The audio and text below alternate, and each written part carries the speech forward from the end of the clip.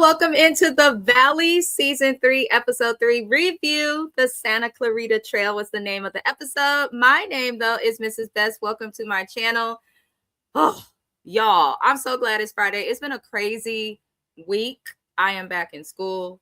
I am working. I am also doing childcare again. I have a lot that is going on, but that is okay because the busier you are, the bigger the blessings that come, right?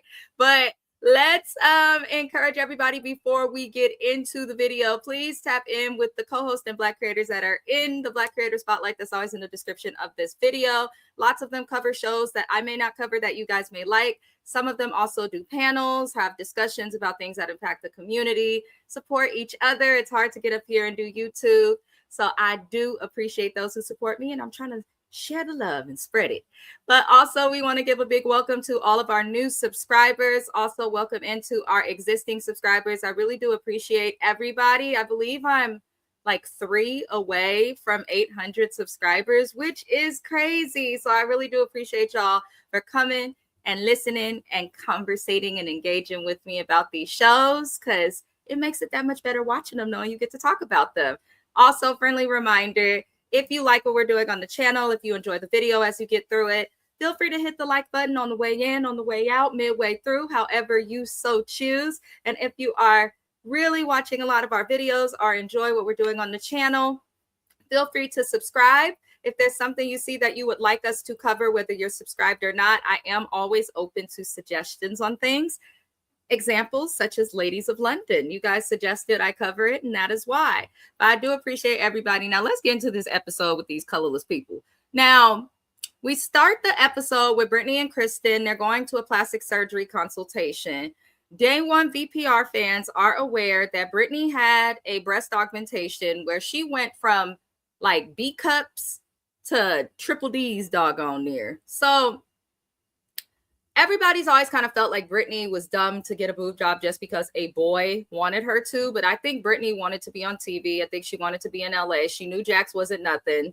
And she still chose to deal with him. And she chose to get the titties done. Now, she's had a kid. And as we know, as women, having children changes our body.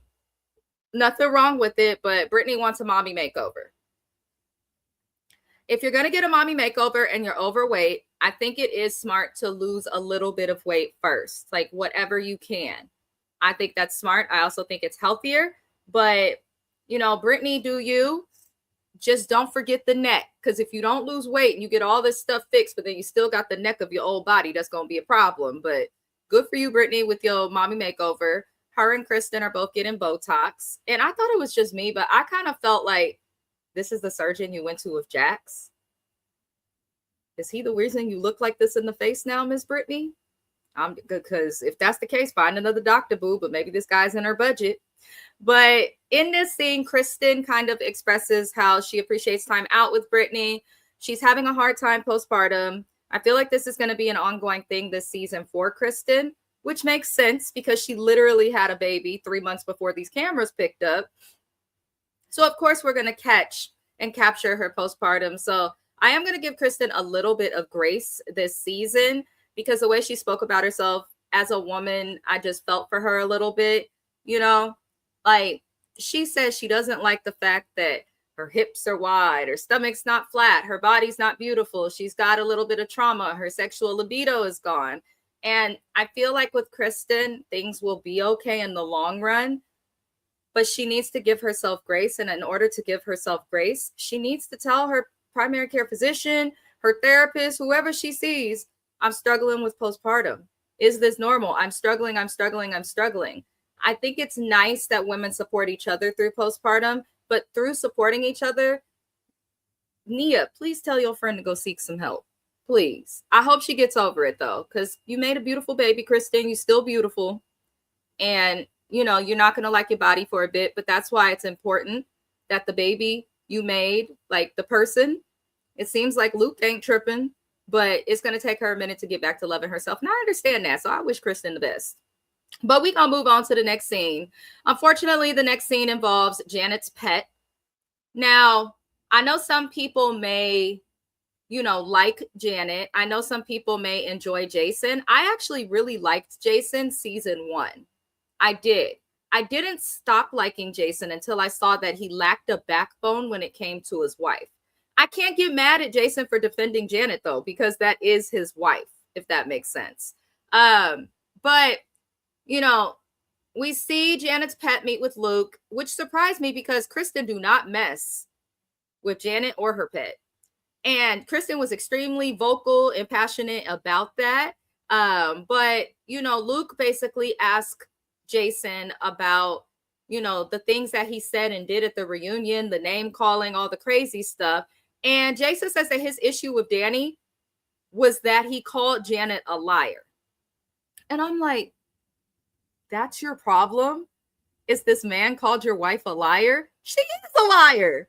And not only is she a liar, but she's messy. And separately from that, she may not have lied about the issue with Danny and Nia, but she lies in every other area. Because even though I don't like Janet, Danny himself says he apologized for the behavior. Jasmine confirmed the behavior. We know that this behavior did happen. So Janet did not lie about the behavior happening. The problem is that after she got an apology for the behavior and the cast had thought they had moved on, when cameras picked back up, now Janet wanted to bring it back to life and let everyone know and paint Danny like he had an alcohol problem. So it went past stuff, and she did that after he had already apologized. So this is why Danny and Nia don't mess with y'all. This is why they don't like your wife, Jason. And you could say that Janet's not a liar, but she does lie. And the group knows it. She's full of it. She plays games. And I wish that Jason would just be like, you know, feel how you feel about my wife. But when you around me, if you don't have nothing nice to say, don't say nothing at all about her. That's the approach that I personally would have liked for Jason to have. But instead, he said, my wife went to hell and I went right with her. I'm driving the car. That's what he did. And it's like, you can be fair and still stick beside your partner. Like, you can. But Jason says he's open to talk to Danny, but he says he's not going to take back anything that he said. I'm like, so if you're open to talk to Danny and you know that Danny is like, I've already apologized to you guys, stop perpetuating the narrative that I have a drinking problem. Why can't you just stop that? Especially if he's not drinking around and doing stuff with you. Why can't you stop that? Like, it doesn't actually make sense. And then Jason has the audacity, the sedity privileged person that he is, okay? He has the audacity to say that if Danny had made a life change, that it would mean something to him. And I'm like, so because Danny still drinks, his apology for what he did when he was wasted is not going to be accepted? You don't get to dictate and choose how someone lives their life just because your wife was uncomfortable that one time. Like, if you were that uncomfortable, you and Janet, go hang out with other people. But to expect people to change their lifestyle because you felt the way about something that they acknowledged and sincerely apologized for is the nastiest privilege that could exist. It is. And it made me see, like, okay, Jason, you and Janet are meant for each other, because I don't even think they realize they're not making sense. You could talk in as many circles and lawyer rhetoric as you want. It's not going to make sense. It's not going to be ethical. And people are still going to side eye you and your nasty looking wife. It's just a fact, Jason. So I don't get what he expects, but it's not even Jason's beef. And I think it's stupid that he's acting so upset. And honestly, who the hell are you, Jason, for Danny to have to prove anything to? Boy, bye. You can't even stand up to your wife and tell her when she's wrong. You the type of fool that's just going to stick beside your wife if she goes and slaughters somebody because that's your wife. Like, no. And I pray that Jason never gets drunk and has a mishap, because everybody will be coming for him and Janet. Like, the grace that Jason and Janet want, they're not willing to give. And that really, for me, is why I don't like them. Like, separate from all the mean stuff and the catty stuff that happened last season, I could get past that stuff. Because it's like, okay, it's a show. Somebody got to be the villain. But it's the fact that they do crazy stuff and then like expect people to still want to like deal with them. I just can't with them. But we gonna move forward, y'all. But I would love to hear, for those watching, like, feel free to leave a comment. I do check the comments. We keep the conversations going. Let me know how you guys feel about this Jason and Danny thing. I personally feel like Danny's the one who's caught strays. Jason put himself in this beef. Like, it's a lot. So I hope Danny and Nia stand 10 tones down and just don't deal with Janet and Jason ever again. I think they need to learn their lesson in their behavior, because I truly think Janet thought she could act the way she acted last season and in season 1 and still be able to come and be in this friend group with no problem. I truly believe she thought that people would just get over it. And with Sheena being a close friend of hers, I can't believe that. But they're going about this wrong, and I hope Nia and Danny don't let them in their space. Now, we move on to learn that the group is going to go to a Y2K party. For those who do not know, Y2K was, I believe it was that era coming in when the 90s is ending, coming into the 2000s, all these good things. I could be wrong, but Y2K was not memorable for a certain type of people, as I see. But they were very cute with their outfits and stuff.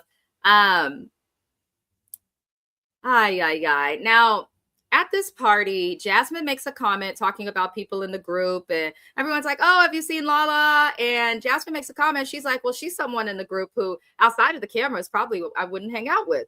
And I'm like, who says that just for conversation? Like, Jasmine gets on my last nerve. She's so thirsty in like a desperate way, and then she goes so hard trying to hide her thirst, and it comes off wrong. She's also extremely messy, and she does throw rocks and hide her hands. And I'm starting to see that she may be that token Black girl in a group that when she is wrong and these colorless people tell her that she's wrong, I feel like Jasmine is the type that will play the race card based on how she was acting later in this episode. But she makes that comment, and as soon as she made the comment, Michelle instantly ran over and told Lala what she said. And I thought that was messy. I said, Michelle, you're very quiet with your mess, but have y'all noticed we're in season 3? Michelle likes to avoid confrontation for the most part, but she is quick to run and tell somebody some stuff. And I mean quick, messy. Because what was the point? What was the reason? But we know Lala and Michelle are closer. I believe Michelle sold Lala her house or something like that. But pretty much, Jasmine walks up to them while Michelle has, told her this information. I'm not sure if she just decided that that's what she needed to do, or if she was nervous and was like, let me get over there because it's interesting. She slipped away. But Jasmine walks over to the two of them, and Michelle tells Jasmine that she needs to calm down, because Jasmine's like, are y'all talking about me? And yes, they're talking about you, but Lala did seem a little disappointed to hear that. And what was interesting is Jasmine's like, wait, huh? To Lala and ask her what's going on. And when Lala explains to her what was said, Jasmine says, I did not say that. Girl, you basically did say that. You literally brought Lala's name up out of the woodwork. And I know there's stuff we don't see. We don't see what really happens. We just see, as some people like to comment, what the producers show us. Yes. And all I could do is comment on that. But from what I saw, I was just kind of looking at Jasmine like she was super aggressive. Now, Michelle was telling her to calm down, I think, because Jasmine was getting so hyped about the thing. And it's like, I thought that was defensiveness, her getting all aggressive and hyped. But Lala don't like what she heard. And Lala pretty much has the attitude of pumping the brakes on Jasmine, which I think is the best thing. Like, why give it all the energy? It's not the time. It's not the place. They trying to have a fun night. Honestly, Jasmine, if you want to enjoy yourself and if you don't want to have to defend yourself, and if you're like, oh, I didn't say that, then stop bringing up your friends' names if you know how this group is. Like, Jasmine does stuff and it acts like she's a victim, and she's just not. I see why her and Janet were friends for so long. Lord. But Nia is at this Y2K event. True OG thug mom, okay? She said her daughter is not taking the bottle yet, little Adelaide, and she has to breastfeed her. That is stress. That is absolute hell. I remember I had a parent in daycare. I'll never forget the little boy's name, Cameron. He would not take a bottle. His mom was coming. We got him at 3 months. His mom was coming until he was 1.5 years old. I think like 18 months. She was still coming and he was breastfeeding. He would not take a bottle. Then he got to the age for sippy cups because he stayed with us until he went off to kindergarten. And he wouldn't take sippy cups, nothing. He wanted the titty. I said, this is crazy. The lady had to go get help from a PCP to get the baby to stop breastfeeding. But, I respect, Nia for doing that, having a good time, having help. Seems like Nia and Danny do have support from their family. They live a little far, but I respect it. That's real. But Kristen comes in while she's breastfeeding the baby on the party bus and is like, yeah, my libido's gone. I'm over it. I said, you know what, Kristen? I feel for Kristen, but then I'm also like, I want to be entertained. And this season, you can feel that Kristen is going through something because she's not as present, not as Kristen-y, and she gets a pass for that. She just had a baby and her first. But maybe they need to mix up the rest of the cast because I'm not as entertained. I'm just not. And when Janet's around, I get aggravated versus the fun shade, like it's aggravation. So I think the Valley's going to get to a point where they need to change up some of the cast members. Let me know if y'all feel the same or if y'all feel differently, But Brittany, she goes out with Brandon. This is the guy that she's been dating. To me, Brandon is shady. I do find it to be a red flag, a lot of the concerns that people have issued about the guy. But at the same time, Brittany's also a red flag. If they're both separated and dating, fine. Brittany separated, looks like Brandon separated, whatever. He has 3 baby mamas. Yes, that's a red flag, but I don't expect Brittany to make good decisions. I love to remind people, Brittany Cartwright has never been intelligent. She's never demonstrated like a woman that has brains, especially when it comes to dating. She's never given me that. Like, she gives me somebody who just dates whoever shows interest in her. No shade. I'm sorry. That's just what it gives. But Brittany, you make me question you. So Brittany and Brandon have this dinner date. And she says to him while sitting at the dinner date that she enjoys being out with him. And she mentions how she has been with Brandon since before. Or she's been with Brandon not before he was married, but after he had separated from his wife. And I'm like, word on the curve from what I saw on Facebook is that Brittany and Brandon got together like a day or a week after he had this wife. And Brittany, I do kind of have a different perspective after sitting and thinking on it. I was like, wait, you shouldn't have made a comment like that because now we're paying attention to it. And it makes me think you probably were dealing with Brandon in a way that was less than respectful while he's been married. Because why else would she have to point that out? It's just a strange thing to point out, in my opinion. But Brandon seems off. It seems like he really likes the camera. It seems like he's more interested in the camera than he is with Brittany. I don't trust him. He seems disingenuous. He does bring out a shot for each of them, a sparkler and some sort of dessert, and ask her to be his girlfriend. This was a 2-month relationship. Y'all know Brittany can't keep a man. I'm sorry. 2-month relationship. And it should have been a 2-month relationship because he's a rebound. I feel like Brittany said yes to being this guy's girlfriend, which was kind of stupid a little bit because didn't she just say she's just having fun and doesn't want anything serious and wants to just have, Then he asked you to be his girlfriend. She didn't even hesitate. Yes. Good for you, Brittany. I think she should date.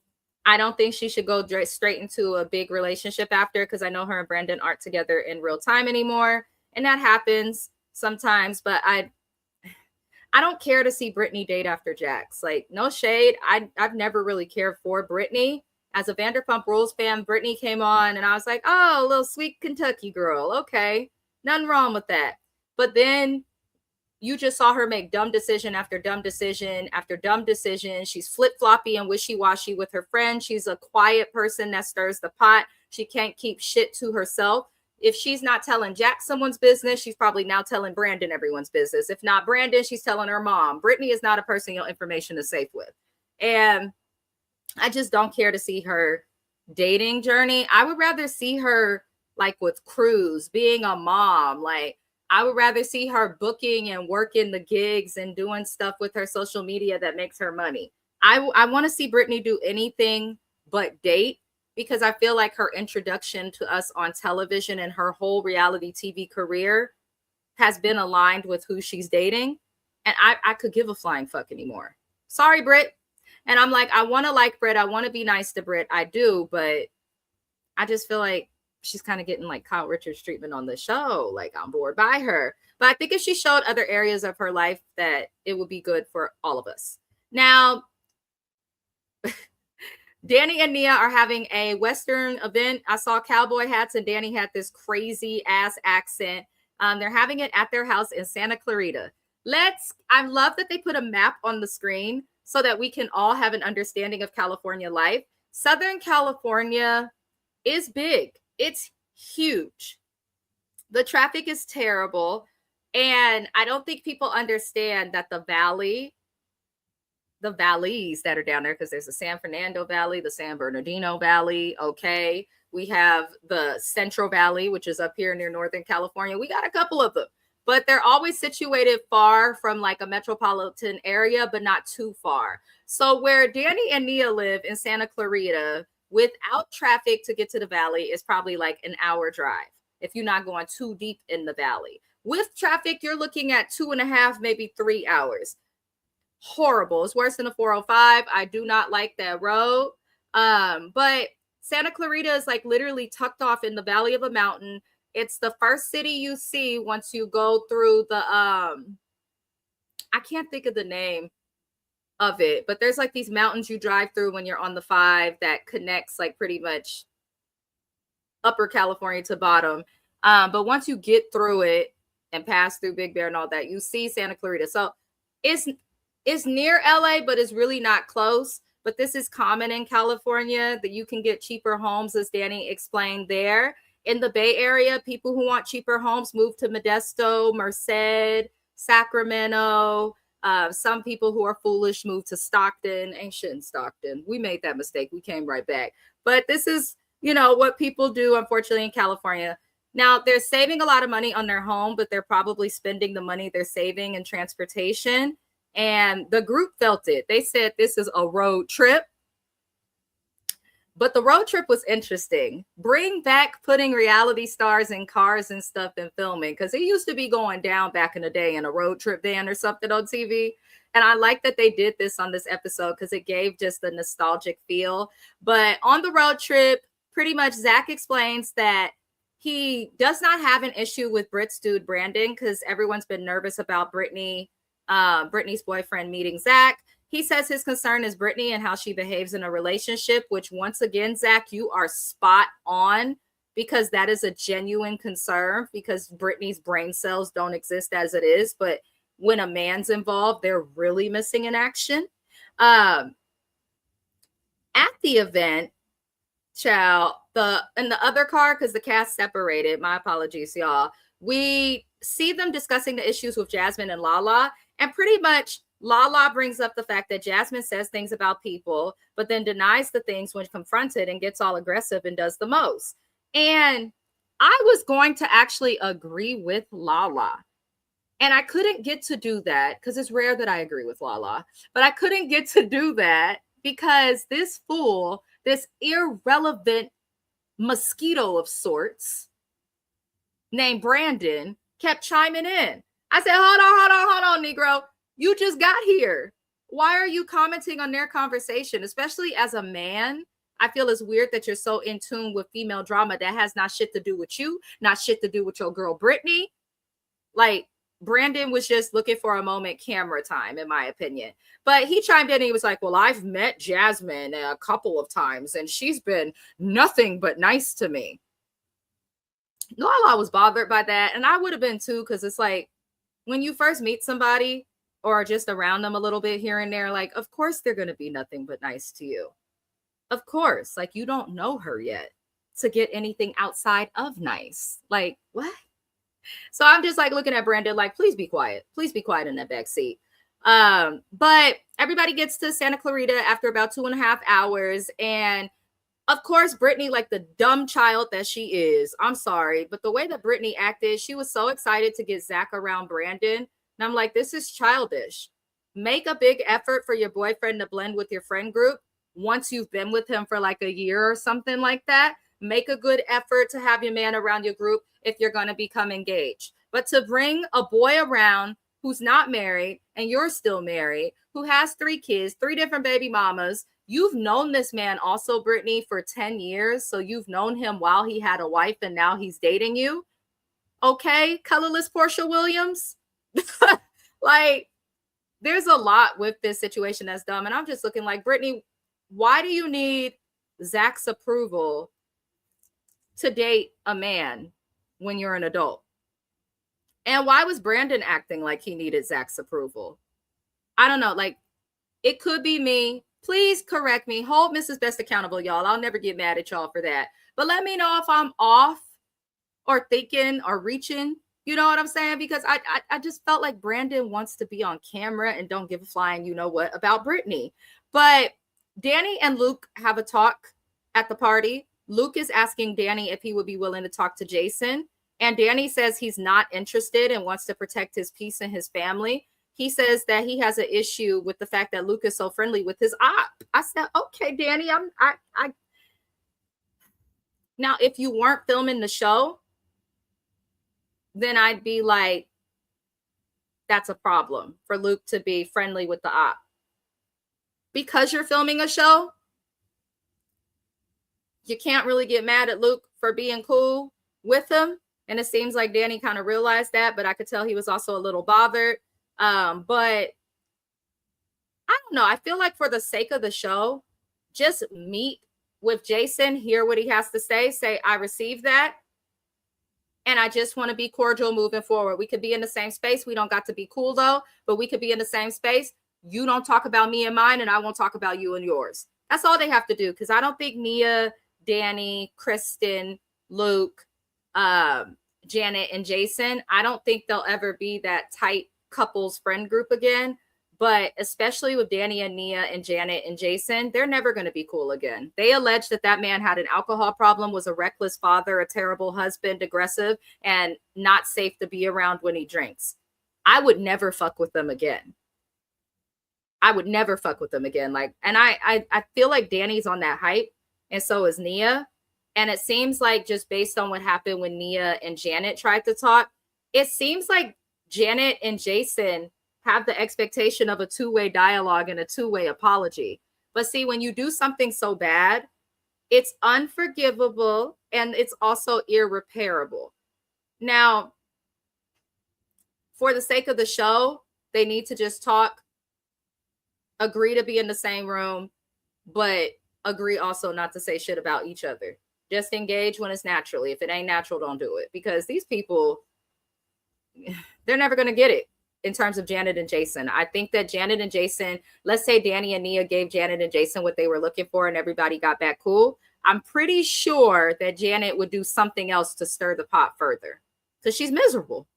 She's miserable. And she's got that face that she has. And if my face looked like Janet's face, I would be miserable too. So I get it. I get it. But moving forward, Brandon goes up to Jasmine. Brandon, the person we've just met, who Brittany has only been dating for a couple of weeks, who just became the girlfriend to this guy just the other day. He decides to take it upon himself to go up to the woman. Most men will stay with the men, but Brandon went up to Jasmine and told her about the conversation that happened in the car with Lala, Michelle, and them about her. And he even went into detail. I said, why are you repeating a woman's conversation to the woman they were talking about? Like, you mad messy. You don't know Jasmine like that. But I feel like Brandon said, oh, look, another black person. I'm going to tell her what they said and then she'll stick beside me. I really, truly believe that's what he tried. Now, Jasmine immediately went in the house and confronted Lala and Michelle about what was said. And, you know, Brandon pretty much says that they were faking the car, and Jasmine got upset.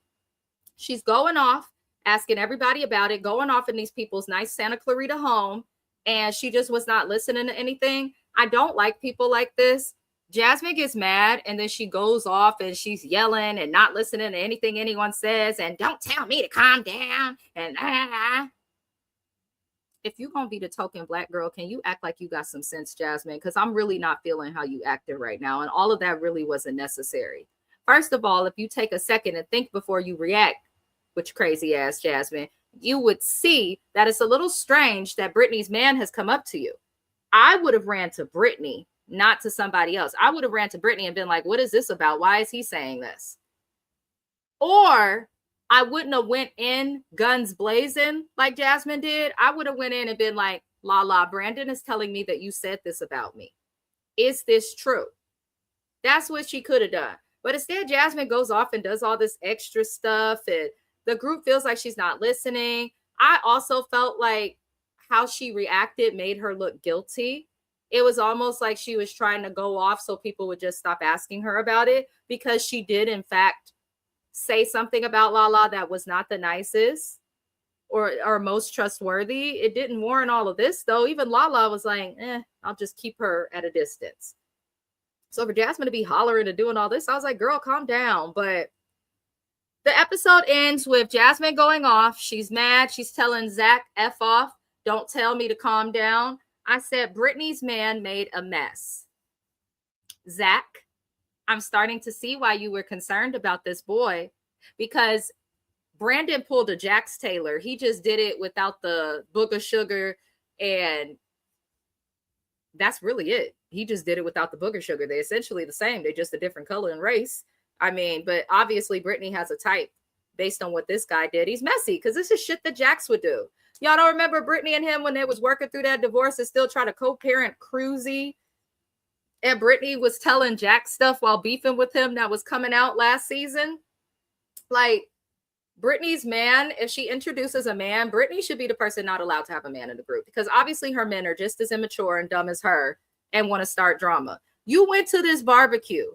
If you don't sit your ass somewhere like Lala and Michelle was and eat a chicken or a rib, I didn't understand it. But Brandon, we don't want you on the show. Nobody likes a messy man. Now, I feel like people will accept like a messy gay because sometimes our gay besties are our bonus girlfriends. It's just a fact. However, as a straight man, Brandon, what the hell are you doing? What are you doing? Just as a man in general, like, why? Mind your business, sir. Mind your business. But that was all that happened on the last episode of The Valley. I appreciate everybody who tunes in and watches my reviews. You guys mean the world. Let me know if you agree with me. Let me know if you disagree with me. How did you feel about the episode? I'm always looking to see your opinions in the comments. I will have lots of content coming out. As always, I encourage you guys to go to the community post on my page here on YouTube. You can find a weekly schedule so that you know what videos are dropping on what days. You can also find a weekly schedule on TikTok as well as on the Mrs. Best Reviews Instagram and Facebook pages. But love and light to all of you guys. I hope that you consider liking the video on the way out. And I will see you guys next week for another Valley review. Adios.